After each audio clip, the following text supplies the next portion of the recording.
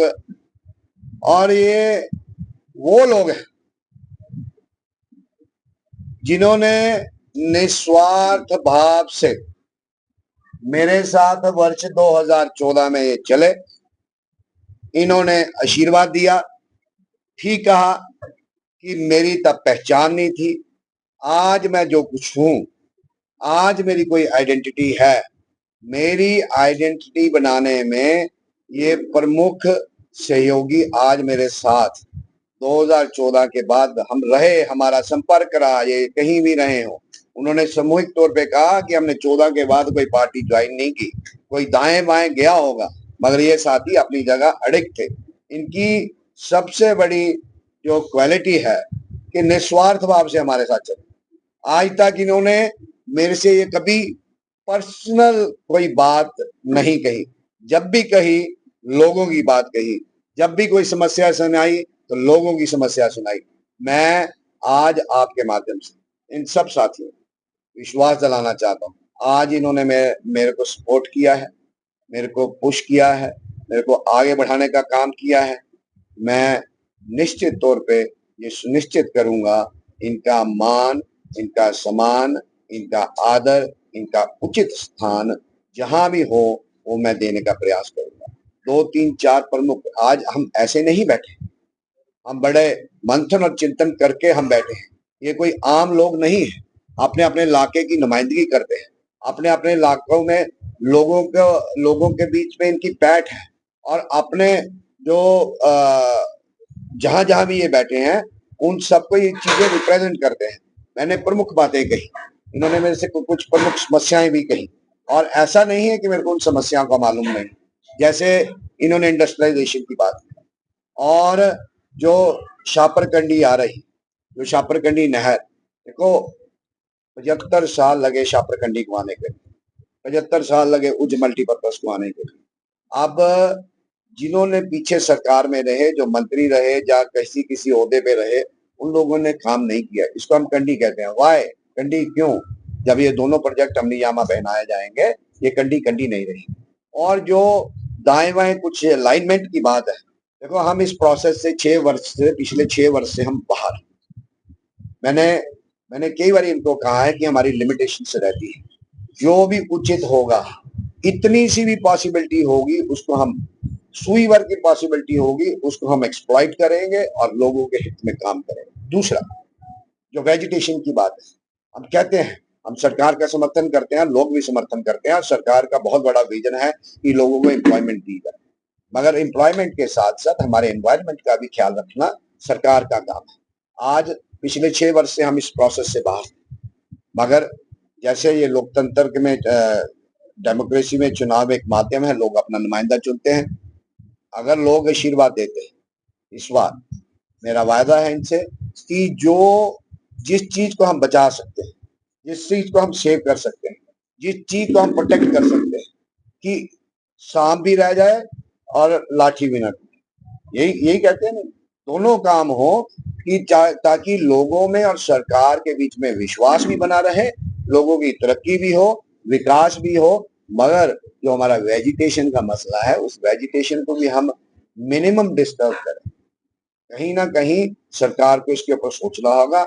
मैं विश्वास दिलाता हूं, अगर जो भी क्या उसका स्टेटस क्या है आज मेरे को पता नहीं, मगर जाने के बाद 1 महीने के बाद 8 तारीख को नतीजा निकलेंगे, लोग आशीर्वाद देंगे, तो उसका हम मंथन करेंगे, चिंतन करेंगे, सब साथियों के साथ बैठेंगे, जो रास्ता होगा उसका मिडिल पाथ ढूंढेंगे और कोशिश करेंगे। दूसरी बात, अगर सरकार ने इंडस्ट्री लाई है, उसका सरकार का हम धन्यवाद करते हैं, मगर इंडस्ट्री के साथ साथ एक बात बड़े स्पष्ट तौर से मैं कह देना चाहता हूँ, रिसोर्सेस हमारे, इंफ्रास्ट्रक्चर हमारा, हबो हवा हमारी, सड़क हमारी, बिजली हमारा, पानी हमारा, मगर हम कहते हैं, हम वेलकम करते हैं इंडस्ट्री आए।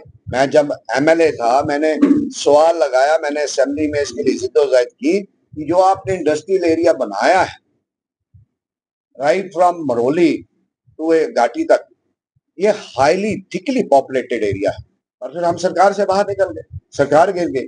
पर जिन लोगों ने इसको टेक केयर करना चाहिए था, उनको नुमाइंदगी नहीं थी, रिप्रेजेंटेशन नहीं थी। इसमें क्या हो सकता है, क्या मैकेनिज्म हम डेवलप कर सकते हैं, क्योंकि ये थिकली पॉपुलेटेड एरिया है, व्हाई नॉट ग्रीन जोन, जैसे घाटी में है ग्रीन जोन, इसका इन इंडस्ट्री वालों ने रिसोर्सेज इंफ्रास्ट्रक्चर सरकार इनिशिएटिव दे रही है, ये आ रहे हैं, लोगों को रोजगार देने का प्रॉमिस कर रहे हैं, इसलिए सरकार इंडस्ट्री लगवा रही है, क्योंकि सरकार हर आदमी को रोजगार नहीं दे सकती। सरकार ने एक अल्टरनेट विकल्प ढूंढा है, मगर आपके माध्यम से मैं सबको इश्योर करता हूँ कि इंडस्ट्री वाला इंडस्ट्री लगाए, हम उसका वेलकम करते हैं। पर जो पैरामीटर्स हैं वेरी इंपॉर्टेंट, जो पैरामीटर्स हैं 80-20 का पैरामीटर है कि 80% लोग इस जम्मू कश्मीर के लगे, 80% लोग जसरोटा में इंडस्ट्री है तो जसरोटा वाले लगेंगे, और पाकथली में इंडस्ट्री है तो कठुआ वाले लगेंगे।